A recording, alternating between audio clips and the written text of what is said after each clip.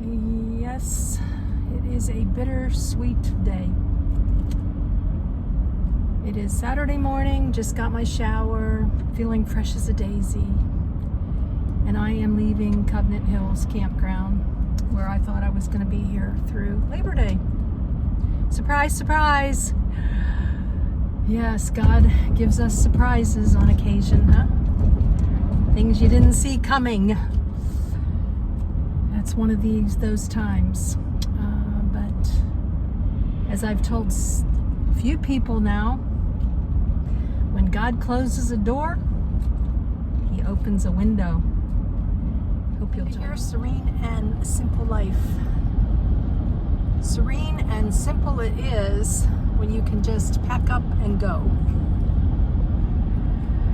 which happened to be the case 2 days ago when I made the decision to do something different. Not really by choice, but sometimes, God just moves us like that. He nudges us, shows us an opportunity, which I call an open door, and then it's up to us whether we decide to walk through that door or not, right? I have been at Covenant Hills now for 2 weeks. I'm holding the phone, yes, and I've got a hand on the steering wheel as well, because if I put it up on my tripod, we get too much of a glare. And I just wanted to talk to you now while it was fresh on my brain. Where was I? Yes, 2 weeks I've been at Covenant Hills. I worked 32 hours the first week I got here. I got here on a Sunday night, started work Monday morning at 7:30 a.m. and worked all week with no consideration, but I would get paid, right? You work, you get paid. Not the case. Not the case. Can't say in my 65 years on this earth that I ever filled out a W-9, bank authorization information so that I could get auto pay, even my social security, all that, and then come to find out you're not getting paid. Shocking. No words. No words. So, yes, that's what happened. Just show you a little scenery now. Instead of holding the phone, my arm was getting tired. Yes. And the real kicker is my boss didn't even know I wasn't going to get paid. Total surprise to him. How unfortunate and sad is that? From what I understand, it was an executive director decision that you need to work 22 hours for your site. 22 hours a week. Now that's not confirmed by the powers that be, but that's what the buzz is. 22 hours a week, $10 an hour, and then you would start to get paid. Well, if I worked 32 hours, then you would have thunk that I would have gotten paid $100 for the additional, right? Yeah, I just went into a couldn't believe it mode. And I feel like I've been just stretching and growing here at Covenant Hills. Last year, it was a bit challenging with some of the workers, and we'll just leave it at that. But I really did go above and beyond with my work And sometimes I just, look at what other people are doing as well. And this year I came with this attitude, like, I am going to put my blinders on. I'm going to do my work as I'm supposed to, working for the Lord, and not worry about anybody else. So that was a growth moment for me, which I was very excited about. Very excited. I shared with Donna that, I was coming here with this fresh attitude. And my boss, Andrew, was very excited to have me back. He texted me that. He knew the kind of work that I had done, and we were all just weary at the end of the season too. So he had given me some grace, knowing that I was, just a little bit in a funk with the amount of work that I had done. But anyways, that's neither here nor there. So Andrew did not know that I wasn't going to get paid. I was even picking up a couple extra hours where I deep cleaned both of the bathrooms. It was discipleship week, and there was a lot of people doing volunteering. But when you come with the impression that you're going to get paid, like, my volunteering is elsewhere. I've just started doing some volunteering, which I will talk to you about again when I get back to my tiny cottage in the fall. But here, I need a job to get paid. And, there's a lot of different business models. Some you have to work for your site. Some you get paid and you get a site. Imagine that. And no one gave me the indication that I wasn't going to get paid. I mean, I even spoke with someone and she said, absolutely, you're getting a site and you're getting paid. Hands down. So, before I just go a little bit further to let you know how I found out about all this, I just said to the Lord, I'm like, okay, God, this is on them. I worked hard. I didn't get paid. You restore what the locust has stolen. And if this is how this director wants to manage things, that's on him. That's not on me. And someone said, you have legal recourse here. Yeah, I do.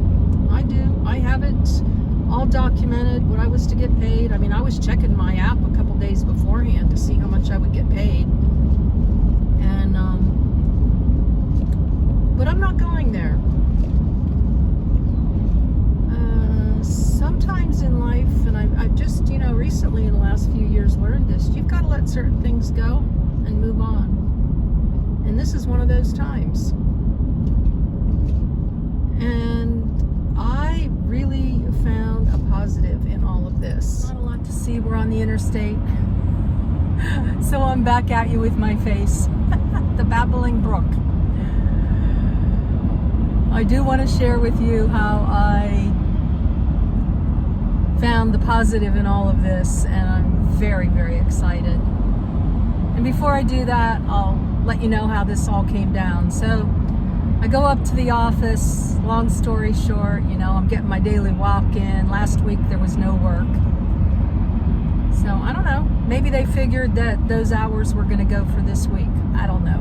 Nobody told me anything. So I walk into the office, and the very sweet young girl that just is overloaded with lots and lots of work, answering the phone, papers, I have no idea, everything that she does.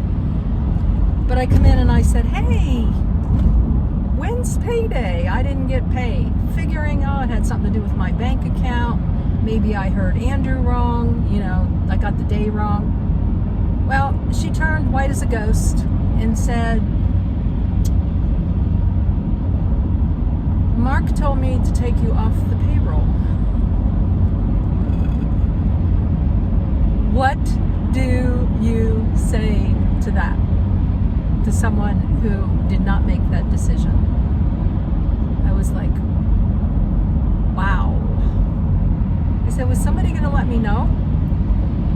She apologized profusely. She said, I'll have Mark call you. Well, that's been 2 days ago.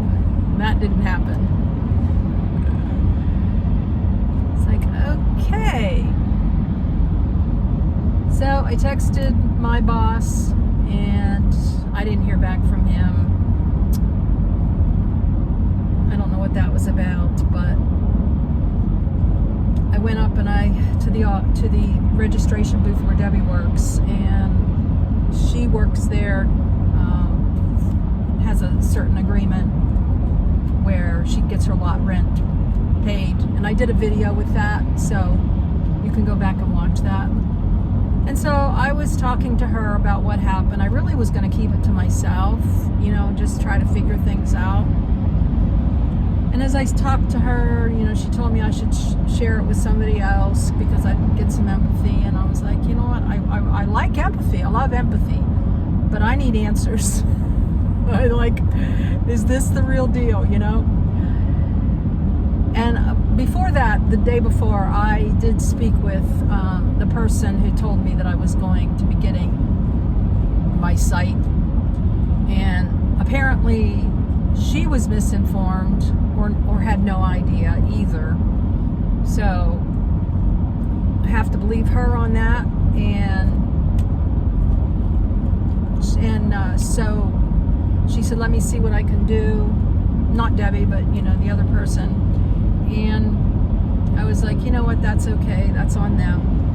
And it is what it is.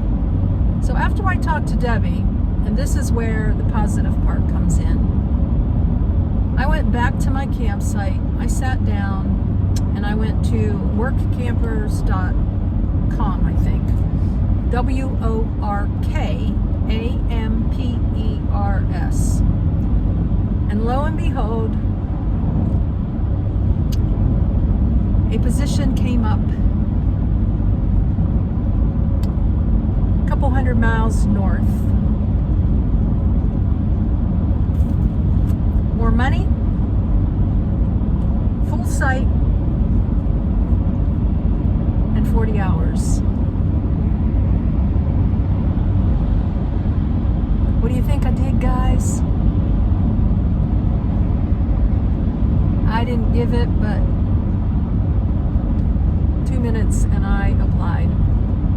Well, first I called and she was like, yeah, send us your resume. And I was like, my resume is really professional, entrepreneur for 23 years, I was a leasing consultant and I've been a realtor, a lot of, and she's like, yeah, I understand, work campers have like a different, set of stuff. She said, just email me all your work experience, you've done since work camping.